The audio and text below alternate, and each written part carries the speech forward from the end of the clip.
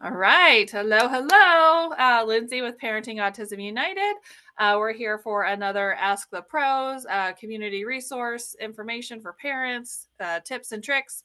And today we are visiting with Jessica Hartnett from Beyond Behavior Consulting.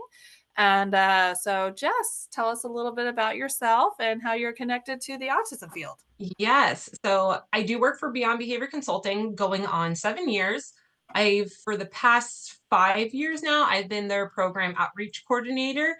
And a lot of what I do is networking, making connections, collaborations with other organizations, companies, creating events, getting parents out to the community, to their own events, things where they can learn.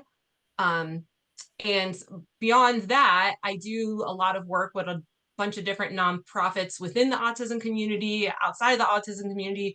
So I have a lot of knowledge and background on what it takes to get an event rolling or a program started. So, it's an essential part of my everyday life.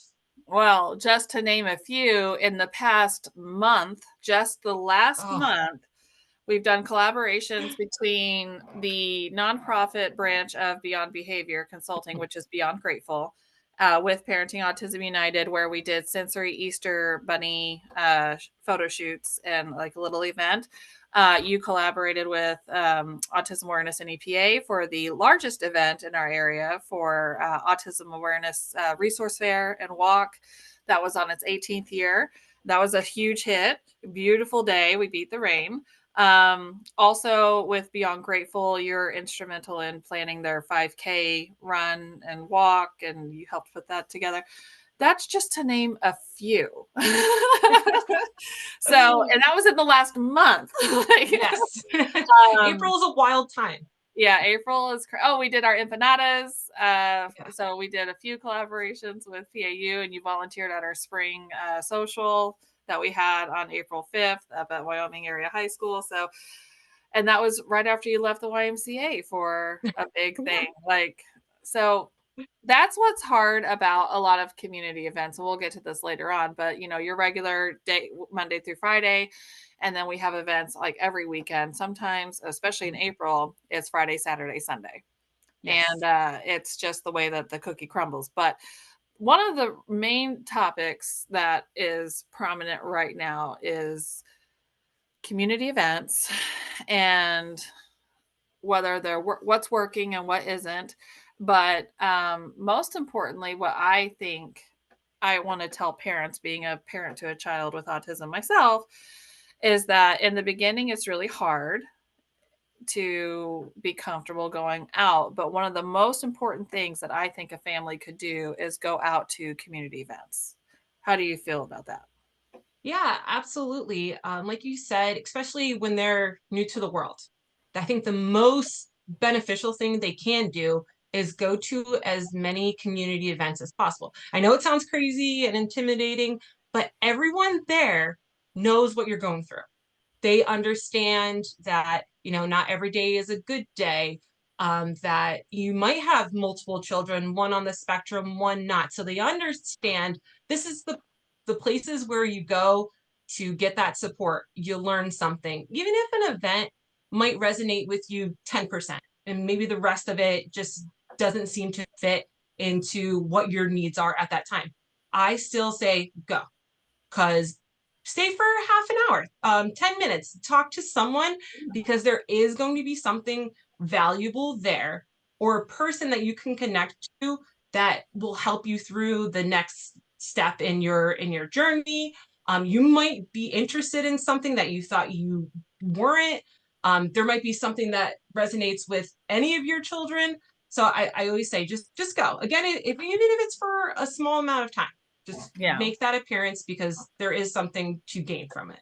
Well, and it's similar to if your kid starts playing a sport and then they like that sport, you're going to start seeing the same parents over and over again. And then those people end up becoming your friends because obviously you spend a lot more time together. And then just from experience, my son is 11 now. So when he was just diagnosed and we went, they used to do the parents and professionals crew. It was Dolphus and Julie Miller Holbrook. Mm-hmm. They used to do the train ride in Scranton. Yes. And that was one of my first events. And what happened, my son at the time was very aggressive. And I was new, so I didn't know how to protect myself, really, even protect him. He had a lot of self-injurious behaviors. I didn't take my younger son, who was like 2 at the time, Hmm. because at that age, we weren't going out as a family. It was divide and conquer so that we could at least get through the day. So I took him to the train, and this was my first community event, and not for nothing, he beat the shit out of me. Yeah. And it was Dolphus Tiart who said to me, well, first of all, I was looking around, waiting for the other parents to either give me looks or something. I don't know. Help me. I don't know. Because that's what you're that's when you go out in the community, that's what you were Yeah. used to seeing. Yeah. So he came up to me and he said, "Don't worry about anything. Everyone on this train has been in your shoes and has felt what you're feeling now. No one here is judging you or your child."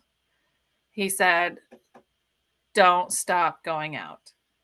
Yes. So, I mean, I have one picture at the very beginning, and then I have one picture when we got to turn around in music and go back.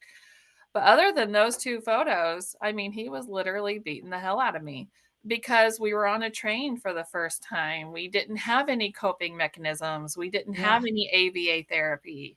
We had nothing. That's where we started, and as hard as it was for me, that was simply the beginning of my journey. Mhm. And to see now, if we were to go on a train and we would have so much more fun. Like, it's Oh crazy to yeah. think about, like, how things have changed over the years, but you do have to start somewhere, and if you're gonna start somewhere, you should start by being surrounded by others who are in similar situations, in my Yes. mind. Yes. And then branch out. So now if I wanted to take him to the train, I don't have to wait for that event. I can just go. Yeah. And if he wanted to beat the hell out of me, I've been through a lot of safety care training.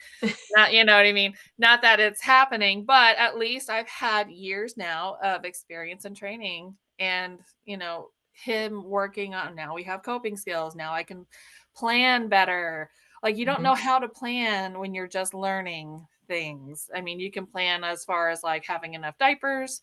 Um, but there was no way for me to know that if he got a drop of water on him, he was going to take all his clothes Hmm. off. I didn't know that that was going to happen. Yeah. Even the confidence in yourself over Yeah. you as a parent, I can just see the confidence that builds in all of you over, getting yourself educated, just experiencing things, right? And now even if you're back 5 years ago, it's just that one time you took that one experience and you're like, okay, how do I learn from that? Right. How do we do it again? So that You know what I would have been extremely helpful on that day is if any, because we had to sit down while the train was moving. Well, I didn't know that the seats on the train can, like, if they're both going this way, that you could turn one that way. yeah. And I So was you're like, "Why facing each didn't other. anybody help me figure?" I didn't know until we were coming back, and everyone was like ripping them back. I was like, "Well, that would have been much more helpful earlier." But you live and you learn. Um, but it's community events like that I started out with, and then there was a big bowling event when Stanton Lanes was still around.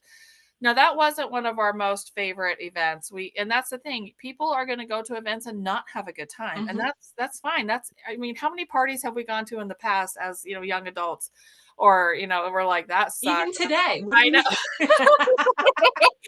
But like we had a horrible time and a not so great experience and we decided that that event wasn't going to be for us in the future, in the near Yeah. future. Like we could try it again later.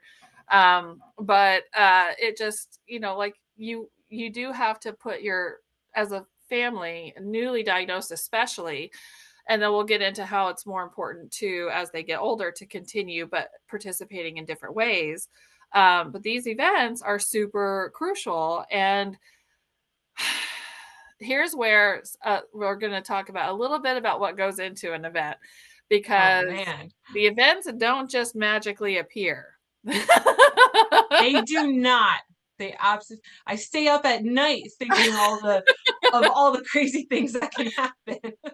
So we've been very fortunate to have a lot of interns from Misericordia University because we're in the Dallas area here most of the time. And even when we were in Wyoming, that's where most of our interns came from.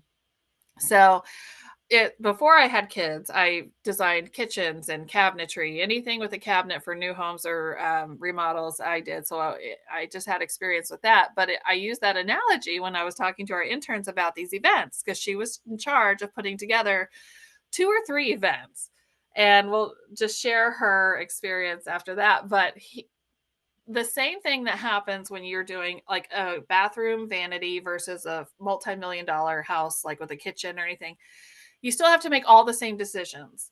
So for an event, it's the same thing. You have to first find a venue. Mhm. You then have to see if they need insurance. You then have to secure the date. I mean, it's equivalent to planning a wedding, you Yes. know? Plan Oh, I all know. these things. You're Jess is getting married in the fall, so, um, but, I mean, and then you have to start planning on what you can do, but then that depends on how many people you have there. Yep. And then it's like, well, are we doing volunteers from high schools? Are we doing, our own team? Then when we are we getting a bounce house? Are we getting a face painter? Are these people donating their time or are they charging? Then we have to do sponsor levels. We have to do ticket sales. And I mean, the list goes on and on and on. Are we doing Hmm. basket raffles, a door prize? I mean, but you do have to do the same things. You have to do marketing.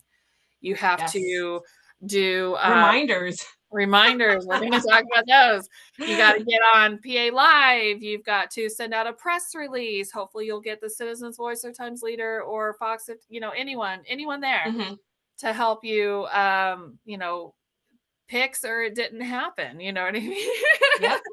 So to host a small event requires the same Amount of work. itinerary Yeah. as it does for a big event.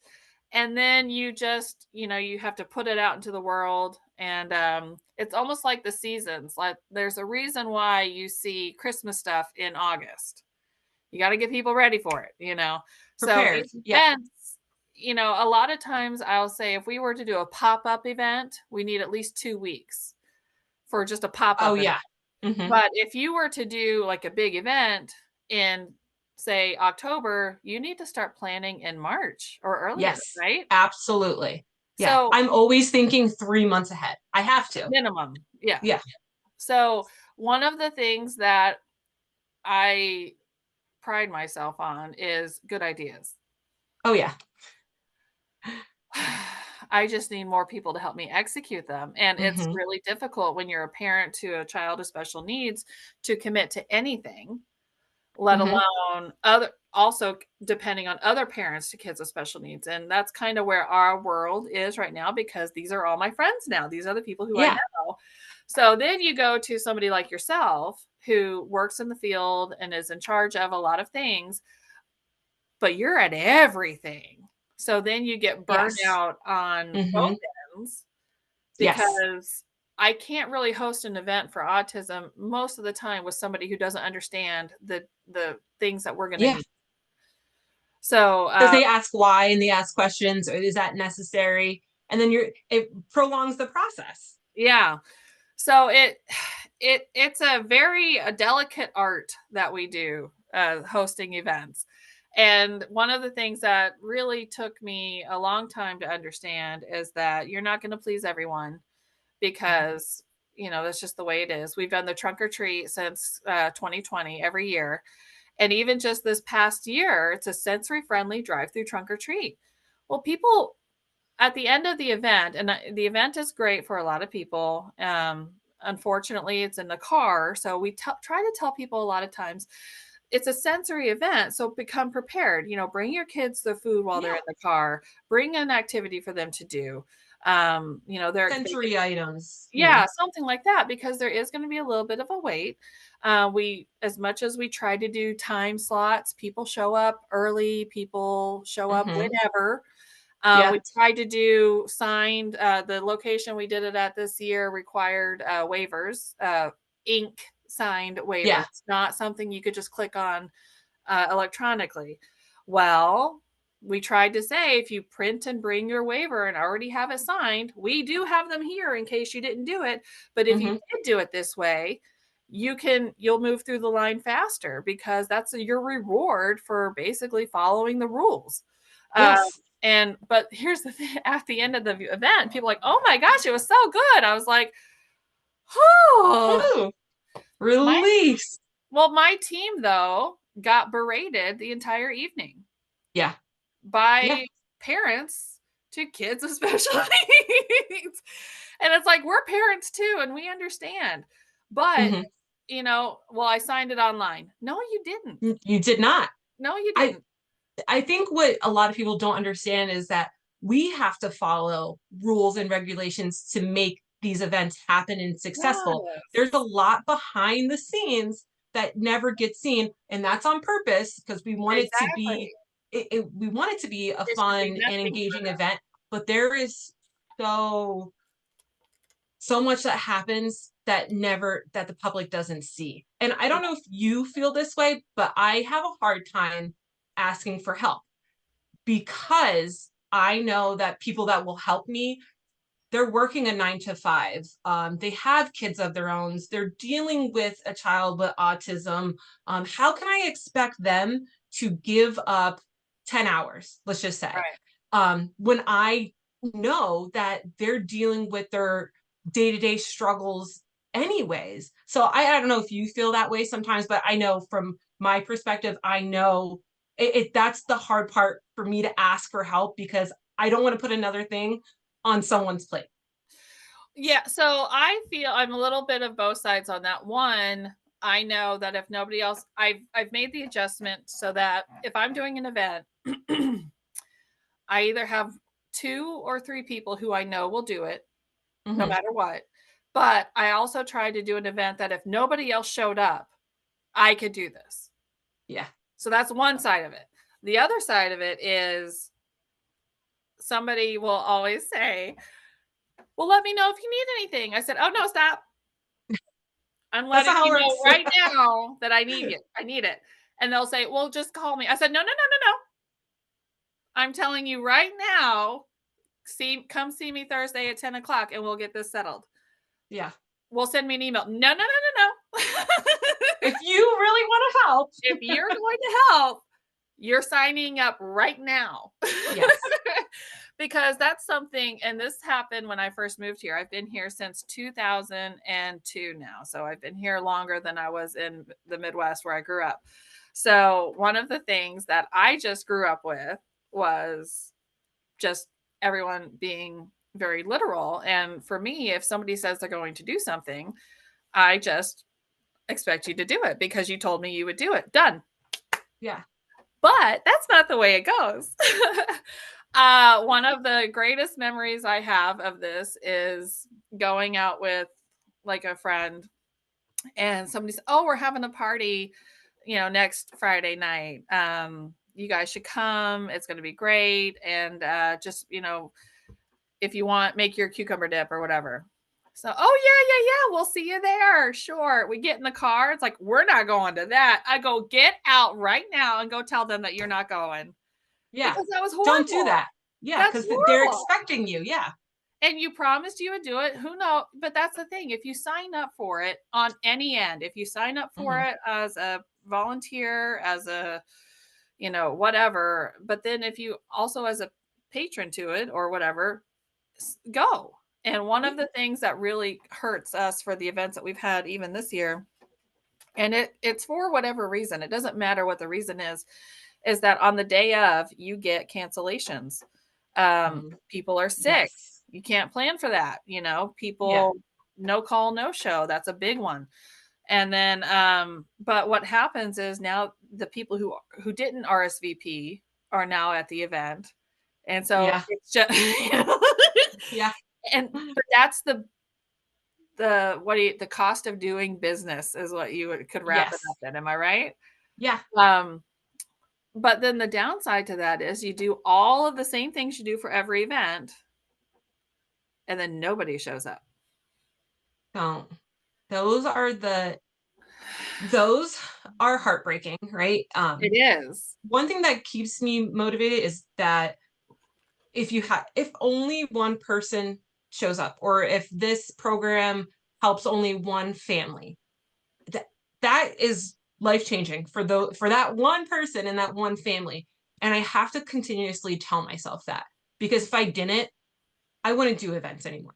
It's I'm gonna very be important to remember that, and yeah. I can say that because my family was often the only one there. And then it started going to where, "Oh, if we don't have 5 families showing up, then we're canceling the event." And I was like, "But am I not Yeah. worth your time? Yeah. I'm here." And you know what, though? Those are the greatest events for me because at the time, it was when SAFE used to do their monthly support group meetings at the Graham Academy. So I would go, and it would be Dolphus Tiart, and Yeah. it would be John Olszewski with the Live with Autism Foundation.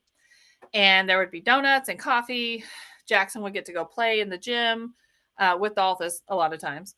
And then I would get to sit there and have one-on-one sessions Yep. with Jody Gregory from the Gregory Hmm. Center, with Jen and Danielle and Joanna from Beyond Behavior. With we had Abby from Justice Grown for the medical marijuana thing. But I got individual Yeah. consultation. Specialized, Yeah. geared to you. Yeah, so it was wonderful, but it was also sad, and it was Hmm. great because it was us and maybe one other family that were consistent. There may ever every now and then was been one person, or another different family that came in, but it was mostly the same people, and that was before COVID. Yeah. So that's where it's like, especially for autism, we all know that your kids may not get in the car. Hmm. We all know that. So the way I explained it just on Friday to somebody for events is that when you do like a percentage already for autism, the way that I see it, and I could be wrong, but this is how I feel. This is an opinion. Out of 100% when you do an event, all automatically take it down to 50. 100%. You have to. And then out of that 50, 30% of that are going to sign up and then not show up. Hmm. So you're getting a 20% return on an event.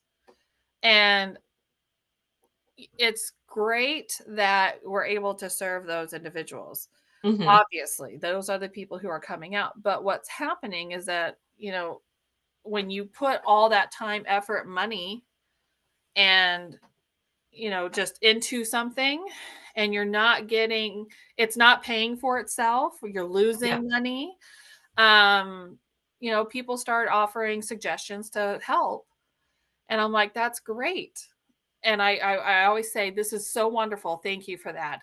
I'm not going to say we did that already. Yeah. We tried that. We've Uh, been marketing this for months. We've sent it to school districts, we've sent it to service providers, we did PA Live, we sent out everywhere through everywhere. mass text message, whatever have you. Yeah. I think for anyone that's watching this video, it's important to know that at some point, especially if it's grant based, if people don't show, it's going to disappear. Yep. And I don't want to see that. So that's also very important. Like, if you're going to come, because if you don't want these programs to disappear, and I'm not just talking about ours, just in Any- general, be it any type of um, community event, if there's not people there, there's not going to be any purpose to have it. And the yeah. people that provide the grants or sponsorships or what have you are going to say, hey, 20% of people keep coming to this event. It's not worth us sponsoring it because we don't see anything coming out of it. Right. And for grants in particular, they only go off numbers. You can only Hmm. have data, and that's going to say we served so many people. Yeah. And we don't just do a grant because we want to do a grant. We don't just start a program. Most of these events and programs come about from a negative experience, Yeah. unfortunately. So we already know that the need is there. Um, if you don't fill out the surveys, that's more data that Yes. we're not getting, which means we're not going to be getting the funding that we Hmm. need to continue to do these programs. Um, case in points, we had an art and music grant. Well, before we do that, we ask people, hey, would you be interested in, helping us run this? You'll get paid for it. Yeah. And people agree. Lots of people agree. Well, then it comes time and we're not getting a ton of people like responding. And then when we do get some inquiries, it's like, okay, let's contact the people who are already agreed to be a part of this. Hmm. No, we don't really Yeah. have time. And it's like, wait a second, I can Yeah. do this on my own, Hmm. but that's not why I wrote the grant. I Yeah. wrote the grant because we already have people saying that they would help run it. We already have people saying that they need it or would like to do it. And one of the things that kills me, it's like a stab to the heart, is when I hear somebody say, there's nothing to do in this area Oh my goodness, for Lindsay. I autism. can't There aren't for any programs. anything. For I feel for I know. anything. Yeah. People. But if you follow up, if you don't let them get by with that statement, and I say Mhm. this just because of a program coordinator, somebody who does events, I say, oh, well, did you see that there's this event? Yeah, but I'm not going to that. And I'm like, Yep. well, then retract your last statement. There's a lot Mhm. here, but you're not willing to go. That's a Yeah. different story altogether. But the other thing is that our job is to ask, what would you want to do? And Hmm. we'll make that happen. And Yes. so, unfortunately, I think it's just the day and age that we're in. It I doesn't was just matter gonna what say you that. do. There's just another Mhm. excuse a lot of times for why they're not going to go.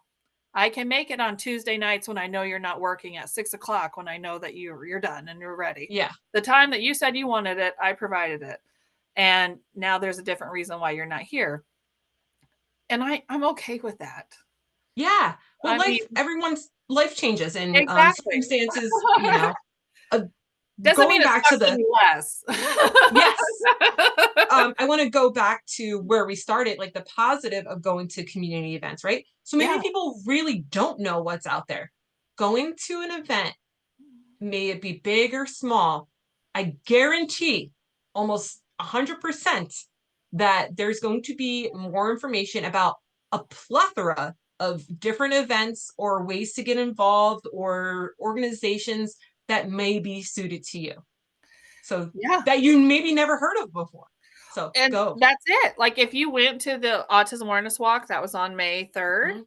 I can say there were a lot of people not there because typically, and it's just, April and May are very busy. So if you have one person that goes to these resource events and there's Mhm. multiple events, they have to pick and choose which one to go to, right? Exactly. So it's like, listen, we've already committed to this event. I'm sorry, but we'll have to make yours next year.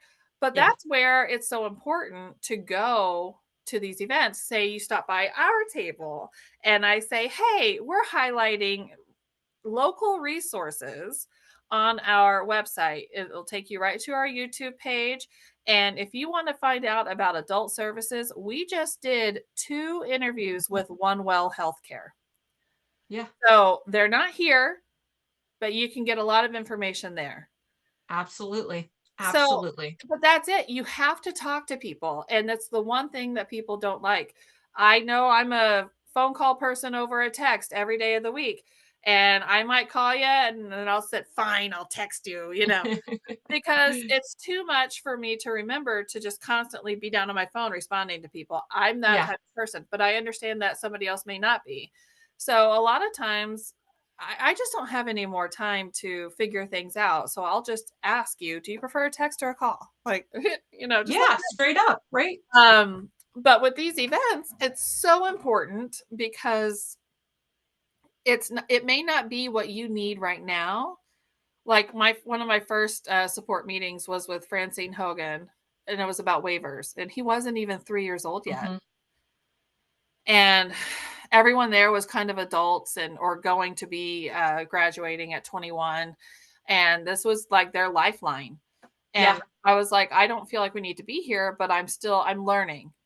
And It's never, I always say it's never too soon to get information. right. So, I'm so sorry to cut you off, but it made No. me think we, in the middle of April, Beyond Behavior hosted a teen adulthood transition presentation. I think an hour and a half the whole entire time, and we had a good turnout of families that were in that tween teen age. But what a lot of families don't understand is that you can start the waiver process at 14. You should start the waiver process at 14. But the younger families were like, "Oh, I don't need that right now." And I'm like, "Oh, it's better to know what to prepare for than Right. to have it hit you in the face when it's too late." So that's something I try to get out there too. And the more events you go to, you see both sides to that. So, Hmm. one of the events that I went to earlier on was how to prioritize what behaviors we should be working on. Well, at the time, I don't need to work on tying his shoes. I need to Hmm. work on him getting to talk to me. Well, what happens, because clearly they make shoes with, Velcro zippers, slide-ons, everything, right? Well, now he's 11 and homeboy can't tie his drawstrings, and it's inappropriate now for somebody to be helping him in the bathroom like that. Yeah. So, this whole summer, every day, we're going to be working on tying garbage bags, shoestrings, drawstrings, somebody else's shoes. Like we're Hmm. going to that we're going on a deep dive on that because, that's a very sensitive topic where somebody would have to be in the bathroom with you and open Yeah. you up for, all sorts of things and or accusations and Absolutely. that's the thing. But going to one of these events, if somebody had said to me then, like they did, prioritize this over that for right now. However, from a This is good parent's information. perspective, if you don't do it, still, you don't have to do it right now, but it still needs to be a focus because later in life, he's not going to be able Hmm. to tie his drawstrings and we're going to have issues with his pants falling down, Yeah. So it's kind of, I do feel like you get a lot more from parents just because they're not worried that if what they say is going to come back and bite them in the ass like a service provider or a school district would be. And Mhm. also, professionals are only allowed to say so much by the law. Like there's Yeah. a lot of restrictions that you guys have. And Yes. one of I heard it a few different times was with our behavior techs. They're like, well, I want to say it, but I can't. And I'm like, what? But guess who could and doesn't care and they can tell me about their experience are other parents, but you're going to come across these other parents at these community events. Yes. So, with the community events, it's just you can go to them earlier to get as much information as possible, stay as long as you're able to. Yeah. You can even go without your kid. Like if you Yeah. can, if you want to go and get information and you know you're not going to be able to, leave your child with your spouse or a family member or a babysitter or whatever so that you can then go get that information because it's important. Hmm. It is. And like you said, even if it's for 15 minutes and you do a quick cycle and you talk to maybe one person, you just like, hey, I need to be quick. I need this information. Just, I'm just going to say it. Just do it. Just do it because in the long run, it might seem overwhelming. I absolutely understand. It is going to feel Yeah. overwhelming, but when you can go back home and after the kids are asleep and you can actually look at all this information or go through their websites or their Facebook pages and see what is actually suitable for you, it's going to make things easier as you continue on. So Right. mhm. Well, and another thing is we started getting people say, "Oh, well, my kid's too old for that." And I'm like, "No, no, no, no, no. Stop. Stop, drop and roll because we have what I consider just to be opportunities. Yeah. And it's all in your perception of how you're getting to it. So if you're going to an event where your child may not be interested, say they lower support needs, and it's like more of like a kiddie event, and they're like a teen or tween, And it's like, okay, well, why don't we go, and you can work on a goal at that point. You can Yeah. say you need to introduce yourself to 5 people. And when you introduce them, you need to find out 3 things about them. Yeah. So you can use all these opportunities at these community events to work on your goals. And now you're going into the next stage after that, where I don't go to these events for us to make money or for us to give out information. I go to a lot of these vendor events that are holiday themed, and I have our older, so I would say 15 and above at any age, adults, whatever. You're running our table. Your job Yes. is to now say, "Hi, how are you? Um, would you like it? These are $10." And then say you're working on giving back the correct amount of change. But you have to be careful because a lot of individuals with autism are very literal. And people, tell me about your organization. It's like, oh, this is what we do. So this is $10. They'll give us a 20 and they'll tell the person, keep the change. Well, he put it right in his pocket because Yep. he said Because change. he said keep it. Oh, Yeah. fine. All So right. but that's the thing, we worked on that. And, do you work on giving back 5 and 5 ones, or all ones or a 10? Hmm. That's the thing. It's just whoever's there at that time frame, but we're going through the functioning pieces of social skills, greeting, and you can turn any event into a learning opportunity, job coaching, um, Yeah. any teaching our kids how to volunteer as well is super important, because all of those jobs that they could be doing later in life, they could already have experience by volunteering. So So, I'm going to tell parents, just ask, yeah, ask, ask. yeah, I, I can't imagine, okay, so they say, oh no, we can't make that happen this time around. Okay, fine. Then you don't go. But what's the harm in asking or saying, hey, this is a painting party for a 6-year-old. Can my son come and pass out the paint or paintbrushes or lead the activity? Oh, good. I didn't even think about that. Thank you for telling me. That's how I yeah, feel anyway. It's like, yeah, absolutely. absolutely. Jinx. Well, yeah, right. It's really fun though to see how, when you do get like high school volunteers, how everything that we're doing with our neurotypical high school volunteers are the same things that you do for any child with autism and job coaching. You're just teaching them. Yeah, And it's not a difficult process once you get over the fear of starting it. yeah. And I think that fear is a big word for this. It's fear for the families to go out. Fear, everyone loves canceled plans. We all do. So, but it's the trend is more of a no call, no show. Yes. And I'll never forget, now in this day post COVID, because it is post COVID, I've never seen this before. Which was, we have a meeting. I'm like, oh, are you coming to the meeting? And the word, well, did you send me a reminder? And I was like, the reminder was when we said it. Yes. I We don't know are where adults. that I don't know where that stopped. If you sign up through any platform for an Hmm. event, you usually get a minimum of 2 reminders. Yes.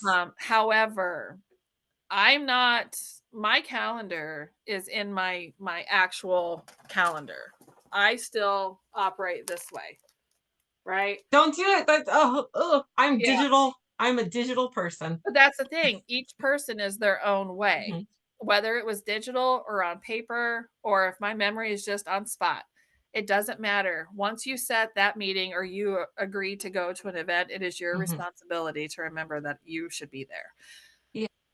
And I have to cancel sometimes. Yeah. Even if, and this happened to me a few times, we would go to get in the car and he's not getting in the car. Yeah. So we're either going to be really late or we're not going to be able to make it. But if I can't message you in that instance, it is also my responsibility to, in my mind, this is not gonna be, this is my opinion, to then let you know, "I'm so sorry, I couldn't make it. We had an Yes. issue, we had a behavior that was lasting 2 hours." Um, One time, he wouldn't get in the car from daycare.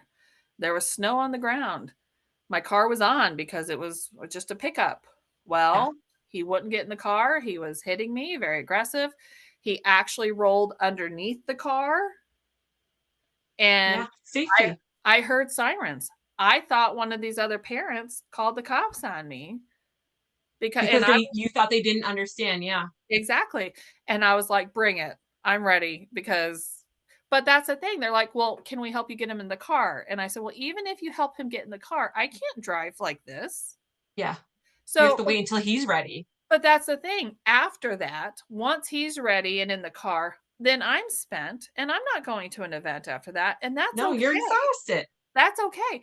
But maybe the following day, later that night, a week later, "I'm very sorry, I was unable to attend. We'll try to make the next one." You don't even have to give an excuse. Yes, I agree. Nobody cares because it's already over. But We at that point, understand. that's how our lives work. But most of the time, we just don't get anything. And then we just assume people don't want to go. So why are we going to do Yes. the event again? So I was just going to go off of that. So what breaks my heart, and I'm going to say this, is that say it's a limited event and we only have a limited amount of spots. Maybe it's a Mhm. sensory friendly event and we only have space for 20 people. And let's say three of those people don't show, they don't give us anything. Maybe something bad did happen.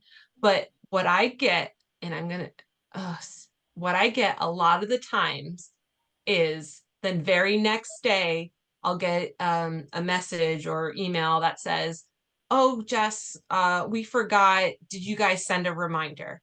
And just like you, I'm like, yeah, we it's an auto reminder. You probably got one a week before and then 5 days ahead of time. And then what gets me is that that space could have went to someone that was dying to get into that event, and Yeah. you just took it away from another family. Yeah. That to me is where is when I truly get upset, because there, as you know, there are a Yeah. growing population, and and when I have to turn away a family because I'm like, oh, it's full, it's booked, I'm so sorry, and then I get that kind of message, I'm like, ugh, like it just that's what hurts me, is because I know that there could have been the next family that could have really used it and Well, didn't happen. and that was something similar. We did the Teenage Mutant Ninja Turtle party, where we had pizza donated from Domino's. We had a cosplayer there, and we turned away a lot of people. We had 11 families, no call and no show. See, that's heartbreaking to me. We had to deliver pizza to, there was so much pizza left over that we had to deliver it. We found families in need and made sure we delivered the pizza. Yeah. But we had put in a ton of money on a different event, a Harry Potter event. I mean, come Hmm. on. But it was I'm a big Harry Potter. right. So the thing is like we had this custom, beautiful spread, hours, money, and I mean, I love hanging out with my friends, but that's not what this is about. I mean, this is Yeah. about providing an experience for families so that they can create core memories as well. And what happened, not what will happen, because I did these posts and there was in our newsletter all of 2024. I think when it got close to Christmas time, I did a 20-minute like YouTube rant too. Um, but what happened is we ended up going virtual. Yeah. Our brick and mortar no longer exists because we can't realistically warrant keeping a space for programs when nobody's attending. And when you do a grant, you have programs, you have a certain amount of numbers to hit. And if you're not hitting them, that grant will Yes. no longer be funded. And Yes. it doesn't matter whether we want it to or not, it only goes off of numbers. Hmm. Um, and then the week after we close, a million people stopping by the office as I'm like, "Can you help me carry this box to my truck?" Yeah. And Yeah. it wasn't sad because it felt like we were beating a dead horse. And it's like, this doesn't make any sense. And it wasn't a financial thing. But it literally made no sense because if you're not coming, then we don't need to be here. We're here to provide a service. It's the opposite of if you build it, they will come. We watched that movie just the other day because it's baseball season too. But And like you said, yes, life changes. Emergencies happen. You genuinely forget. We completely understand that. But yeah. to make up for those times, come to the next. Like the more you come to, and again, if it's only for a couple minutes or just to show face, um, it's going to help keep these programs and community events alive. Well, and you get your habitual people who sign up for everything and then Mm-hmm. they don't go to anything. So at Yeah. some point you're not going to say, "Hey, you're banned from coming to events," but when they sign up, I don't even count them anymore because I know they're not going to come on. And then the one time you don't expect it is when they show up and it's like, "Okay, now we're overbooked." You hear? But So. it community events have changed and shaped my life. And um to the point to where I started hosting more because I wish I had more. And Yeah. that's where every program comes about is from somebody's experience or, you know, mostly negative experiences, which is why we're here is to help make it better. So for what we're doing when we used to host monthly events, even virtual, going to a Mm-hmm. virtual support group night or something like that, nobody signs in. And it's like, okay, so this isn't working. What do we do? Because we still know that everyone needs these services. Yes. So the way that PAU has pivoted is doing things like this to get, resources out there, information, on products, sensory tools, and just through experiences, what we've dealt with as parents, but then also attending these community events to just, I'm not printing anything else. People want Mm-hmm. things on paper. It has never come back to us that that's where they got the information from. So I'm going to ask, how did you hear about us? And 9 times out of 10, it's word of mouth. Yes. And so we're going to put our energy into community events and not the typical way that we used to do it, but in the way that the world works right now, which is all virtual. Yeah. So I'll say, instead of providing, 1,000-piece brochures, I'd much rather say, take a picture of this and then send it to your clients. Take a picture of this and, send it in an email. Download, here's the link. It takes you right to it. Like, it's so simple now to participate. It's ridiculous. Yes. Um, and with that in mind, without putting all of our effort into all these other events that it makes you think they're not worth doing because nobody's coming. Mm-hmm. My son still needs these things. I Yeah. still need these things. His brother, who is neurotypical, still sees these events. And when we go to them now, he has friends of other siblings Yes. and other friends who are also on the spectrum. Like, he knows them all because he went to camp with Jackson. And, when we go to any of these programs, these families are there. So it is no longer something we're attending to. This is our life. Yeah. And I most of the time these events are free. Oh yeah. That's the thing. Like, there's usually no cost to the family. Now, there's definitely events that are not free because, again, in order to create these events, you have to pay for them. Yeah. Or programs like Yeah. sometimes when programs like what Beyond Grateful is doing with those therapeutic enrichment, the first time is we have to have people pay for them and then get the data so we can present it and then it can be free from there on. And as much as we want everything to be free, it's not doable because it Yeah. costs it costs a lot of money. Well, just to exist, just to have Yeah. insurance to do something, and then you Hmm. got to hope that places will donate their space. Yeah. Um, you got to hope that people donate things that like you can give, like the candy that we used for the Brighter Journeys event. Yeah. Well, that's over 1,200 kids that come through to buy A lot. enough candy to, so we Hmm. were fortunate. We had Bazooka donate candy for us so that it's not a cost on our end. And then whatever candy was left over, we were able to use at the Easter Bunny, sensory photo shoot. Like it, and then whatever is left over, we'll get more for the trunk Yeah. or treat. Like, but that's the thing. When those things are not guaranteed, we pay for those things out of our pocket. Yes. And it's not cheap. Now, when you're a for-profit business, that's one thing. It's a tax write-off and whatever.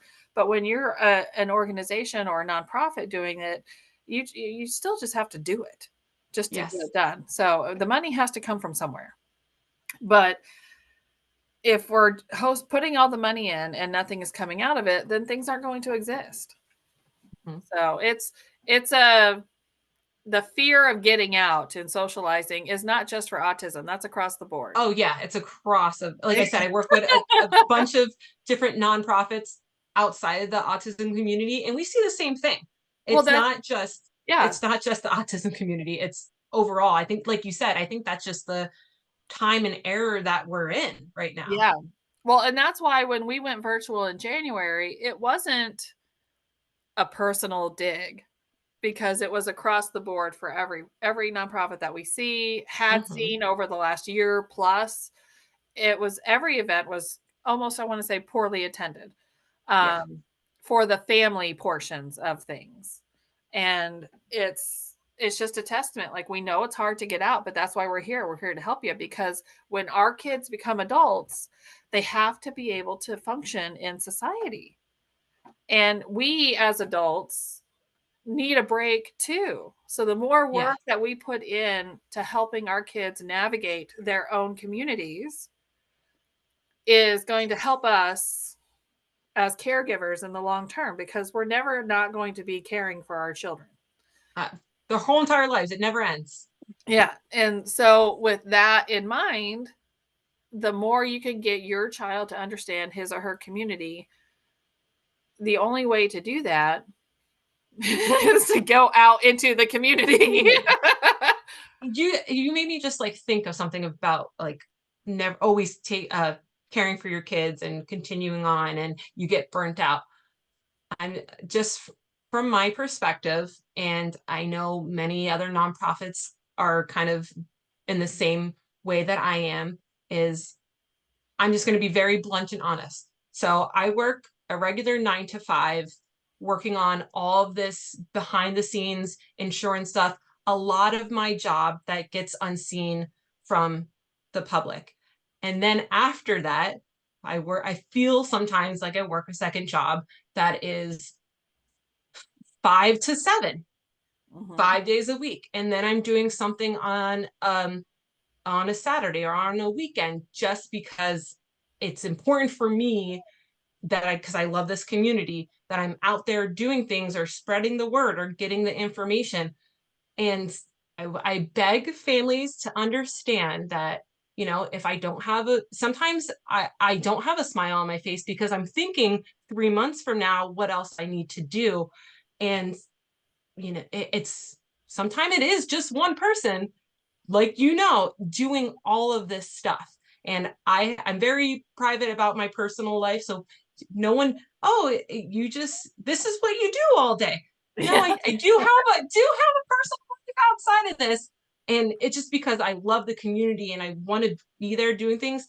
But sometimes I think it gets forgotten, all of the work that we do, plus our regular jobs, plus this, plus that, that, be understanding to our side too, that Yeah. if we do cancel an event, there it's for a reason, or maybe we don't do it this way this time because there's only 2 volunteers.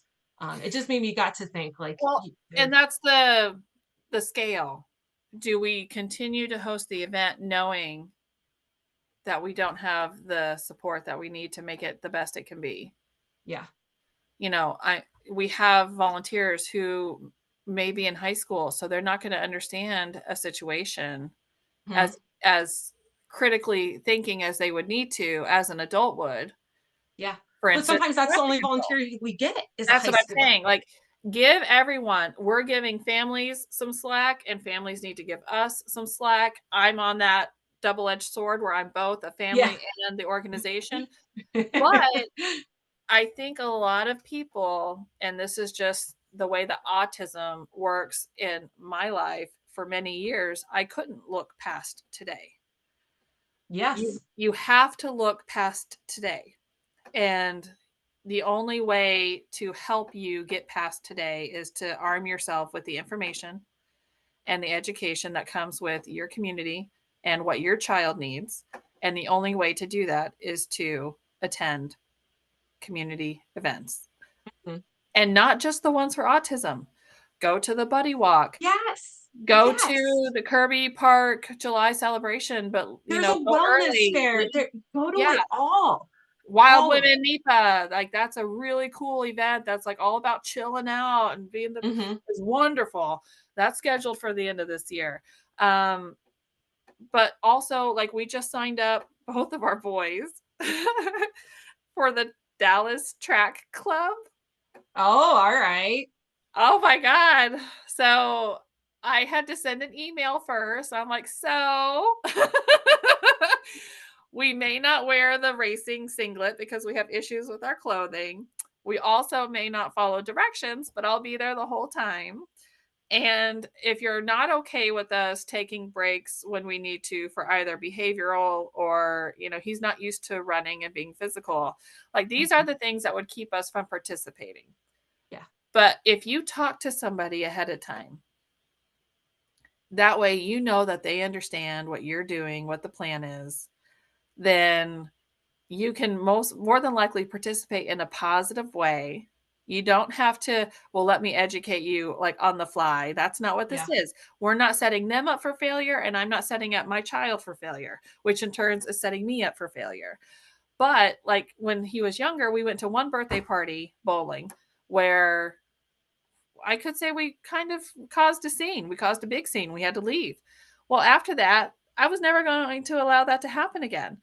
I say we're going to a party for the bowling, and then I call the bowling alley and I reserve the lane next to them Yeah. just for me and my son. Hmm. Because that way we can attend the birthday party. Yeah. It's all about figuring out what works for you. Now, I have to say, Chaco's was fantastic. And once they realized what the situation was, they were very gracious and kind and, Yes, they helped us are. out. But that's the thing. It's either not attend a birthday party or figure out a way for you to make it. And it shouldn't be on the other family's spot to make you more comfortable. But through Yeah. the years, though, we've had a lot of people who really understood it because we're more open as a family, I want to say, than others. And they're like, well, what can we do? Would it be helpful if he got to come in earlier? And I was like, yes, like that would be so Thank great. you. Thank Thank you. you. Yeah. But these are things that you can only find out by going. Yes. So, and it's helpful. And if at the end of the day you don't know if it's going to be helpful or not, the answer is yes. You may have a Always. Always. Even it may be a terrible experience, but it's a learning experience. yeah. Or it can be you find out that it was wonderful and you learned something new about your child. And guess what they have? They have bowling leagues for kids with autism that are adults Hmm. and kids of all ages. And the whole idea is that then you get comfortable with the bowling alley and then you're in a regular bowling league. It doesn't have Yeah. to be a specialized league because you're there and it's your community. They know you, you know them, and we're all here together. Yes. So Like you said, we're in it together. We're here together. yes. So on that note, this isn't more of a resource interview. It's more about, just the importance of the community events. We all know that a lot goes into them. And we also know that it's very difficult for families to participate. I'm going to throw a resource in there. So Yes. if a parent, and you're going to love this, what I'm about to say, if you're a parent that is overwhelmed, like going into community or going to a resource event, sign up for the respite program.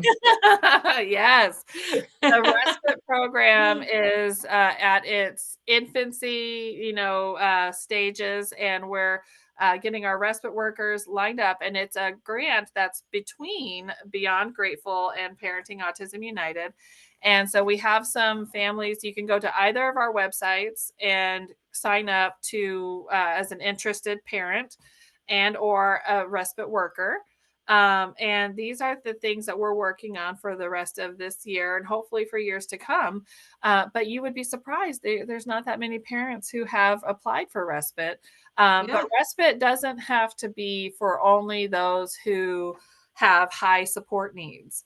For example, like you said, if somebody wanted to go to any community event for themselves or for more information, um, that Wild Women thing last year, we were there as a table, but I think I want to attend this year how you attended last year I loved it. as a participant because I think that would bring me the self-care that I need.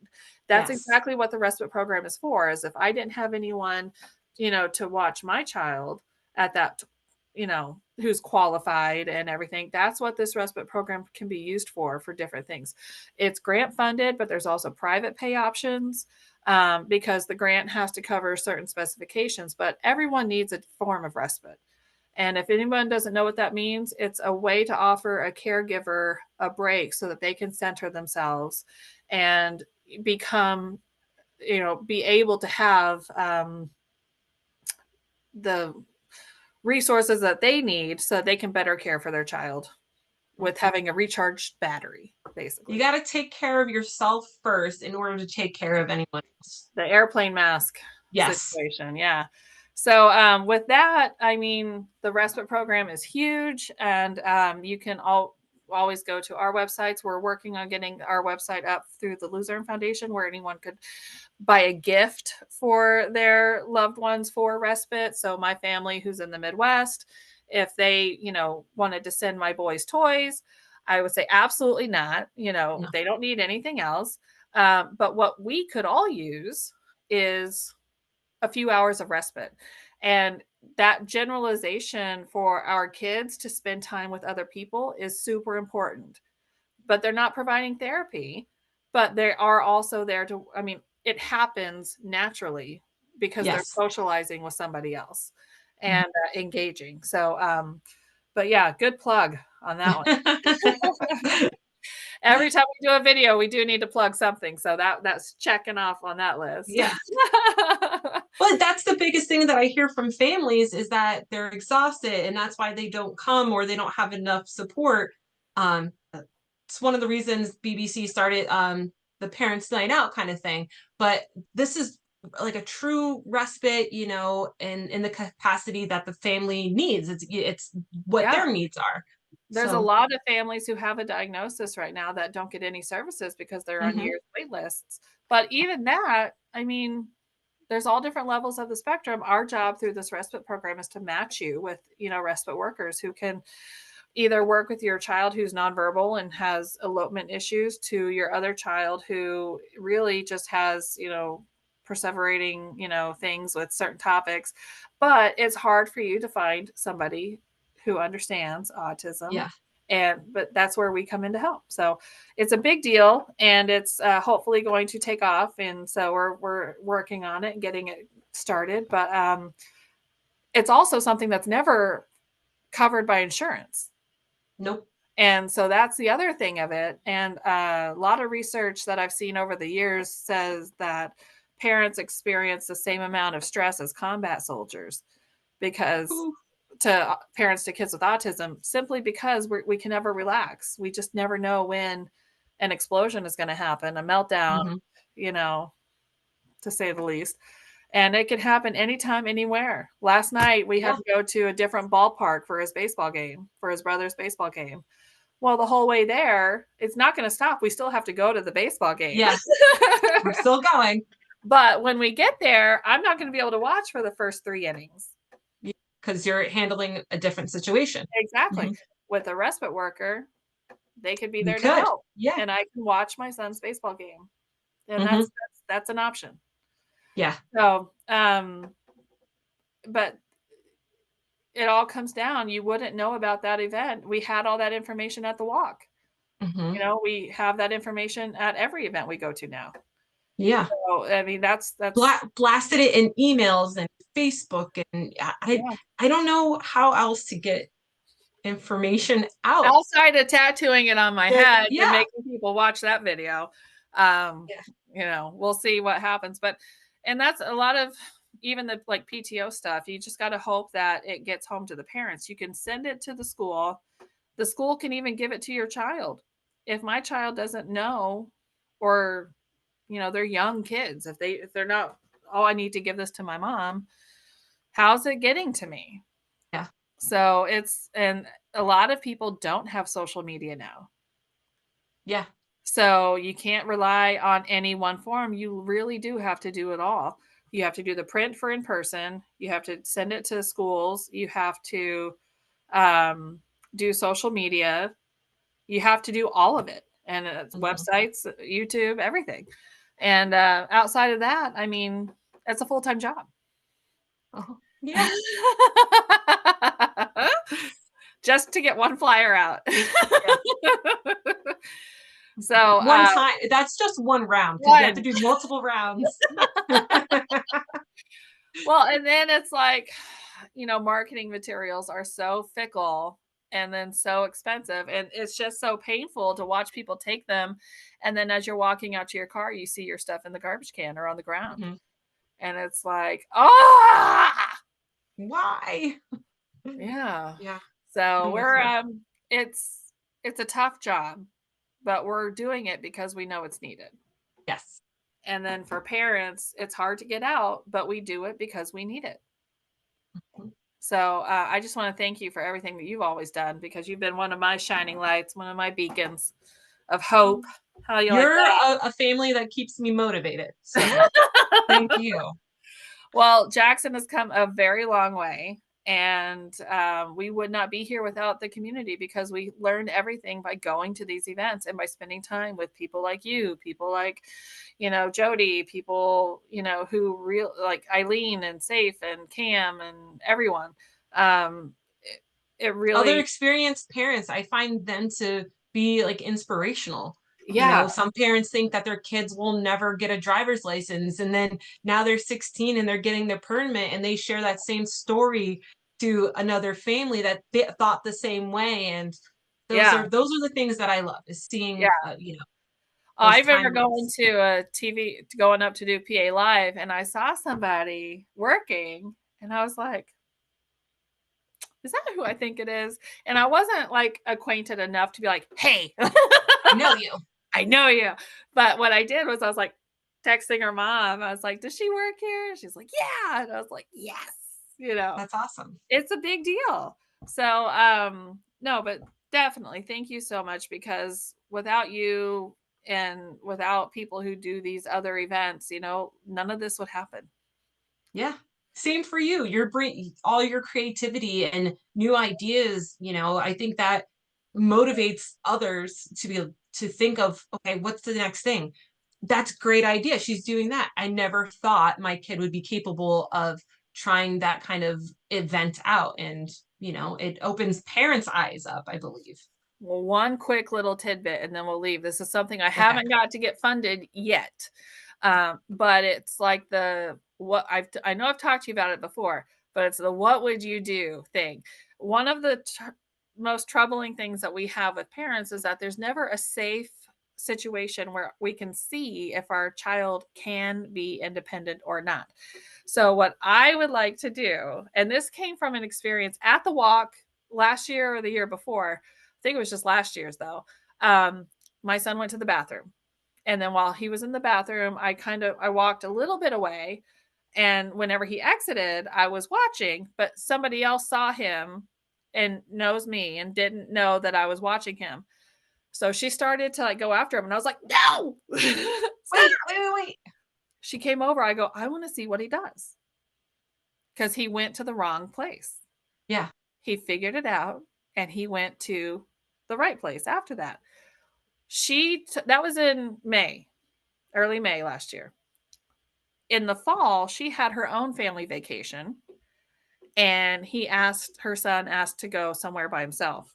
And she was going to say no, but then she thought about our experience, just that one, and she decided, she had her tracker on his phone, and Yeah. it was about, I think they were camping, and he had to take, like, the trolley to get ice cream, and he got off on the wrong stop, and she was watching the whole time, scared to death on her Yeah. phone, but he knew once he got off that he was at the wrong stop, and he waited there for it to come back around. I don't know how long it was, but it did, and then he took it to his correct stop. And she said, "I would have never known that he was capable of doing that unless I gave Mhm. him that opportunity." So even this summer, one of the things that we're gonna be doing is setting it up, and it can't be with anyone he knows. I Yeah. have to have somebody there in the grocery store. I'm gonna be in produce, and I'm gonna say, "Go get eggs on the other side and bring them back to me, and I'll be right here." And I wanna see if he can do it because I don't know. He doesn't mind bumping into people. What's gonna happen? I'm gonna send him right past the gift card kiosk at the end of the aisle because that Yeah. usually stops him. Can he do it? I don't know. But if I had somebody there, I want a videotape. I want somebody there Yeah. with their cell phone who you don't know if somebody's recording or not. Yeah. Somebody he doesn't know there, so that if something happens, I now know as a parent, what I have to work on to help Yeah. him So be he more independent. to But there's be no safe successful. way to do that until now. So we're gonna figure it out. I'm gonna try to get it grant funded with all our technology these days, but I'm all about, like, a hidden button pin Same, camera, same. like Yeah. like the guy on Practical Jokers. I wanna say, "All right, now bump into him on purpose and see what See he'll what do." happens. Yeah. Yeah. Maybe there's already a carton of eggs that are cracked that we could have our grocery Mhm. store have there, and I'll say, "Knock it out and see what happens." Like, how Yeah. is he gonna handle this situation without somebody there? Now, he's only 11. We have time to work on this, but Yeah. Plenty of time. I wanna know if somebody offered him a Hershey bar, would he go with them? If somebody said, "Do you wanna go to McDonald's?" You Yeah. know? It's not just parents, when's the right time to give that little bit of independence, right? For Yeah, any child, not yeah, just children with autism, but I think this is a secure, safe way to practice that, right? And yeah, it give parents again that comforting, that kind of confidence that, hey, they can do this because you want to protect your child at all costs, no matter absolutely. what. So, I'm all for it, Lindsay. Let's do well, it. once we get this going, the only way to find out about it is like going to community events, Yeah. figuring it out. But that's the thing. It's going to be great, and it will happen. And even if it just happens for my kid, at least I know I've done what I can do for him. Yeah. And I kind of think that that's what it just boils down to as parents is you can only do what you're able to do. I'm not going to ask myself or my husband at this point to go run a 5K because that's not something we can do. But what I can do is I can go, I can, look at the resource tables, I can interact and again see other people and oh, your son is now graduating. How was that transition? Yeah. Now it helps me be more prepared as a parent. So it's a full circle thing. Absolutely. All right, And we're all girlfriend. here. We're all here together. Yeah, we're all here for support. No one's alone. And at any stage, we can connect you with somebody else who's been in your shoes. Hmm. Right. So, Yes, ma'am. all right. Well, I will see you at the next event, Yes. which is the 5K. You want to tell us a little bit Yes. about Um, I've been letting our volunteers and other committee members handle it because I'm trying to help the BG grow without my support and some other people's support. But as of right now, there's a 5K, there's the walk portion of it at Dallas.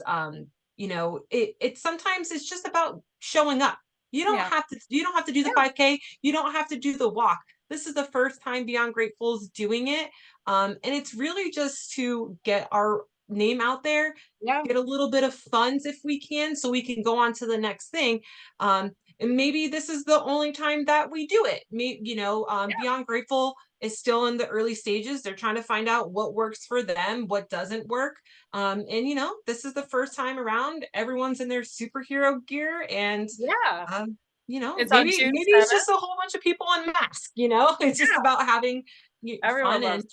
yeah, So it's on June 7th, and then if you go to that event, it's at the Dallas, school district, like, yeah, the the high school campus. Yeah, so if you go to that, and that's in the morning, it starts, I think, at like 9. And then PAU will have a table at the Wine and Brews Fest, which is hosted by the Dallas Yes. Rotary at the Luzerne Mhm. County Fairgrounds. So that's from 12 to 6. So the next events are June 7th. And after that, we're gearing up for, we have 2 events coming up. We have a back to school event that we collaborate with Early Intervention, Mhm. Collaborative Autism Movement, SAM Inc. And then that'll be in August, obviously, for back to school. But our whole goal is on our, fall event, the sensory friendly drive through trunk or treat. Um, Yeah. I'm our goal is excited. to host an event at every school district. So this year we're actually trying to do it at Dallas. So I'm actually waiting to hear back from them to confirm that. But next year, it'll be at a different school district. Like, we're just Mhm. trying to get the information to families, and we'll do it any way that we can. Yeah. Absolutely. So, all righty. Well, thank you so much for all your time today, and Yes, of your course. candor and everything. It's much appreciated. Plethora of knowledge. And if anyone wants to know how to do an event, Mhm. it's the same process for every single one. Everything. um, but sign up, show up, and have a good time. And that's pretty much Mhm. what it comes down to. Yeah, agreed. All righty. Well, thank you. And I'm going to turn this off now, but don't go away. Okay. Oh, hold on. Almost did it. And